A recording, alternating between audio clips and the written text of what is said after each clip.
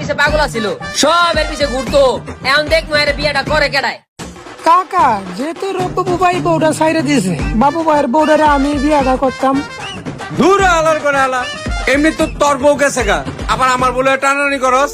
কাকা আমার বউরে আমার কাছে ফিরিয়ে দেন, আমার বউরে আমি আবার সংসার করুম, আমার বউ আমার কাছে ফিরিয়ে দেন। বাবু বউ তো নিবা ভালো কথা, সমাজেরও তো একটা নিয়ম আছে, ধর্ম বলে একটা কথা আছে। ফারুক ভাই সোল ভাই কিন্তু কথাটা খারাপ করে নাই, এর লগে আমি একমত।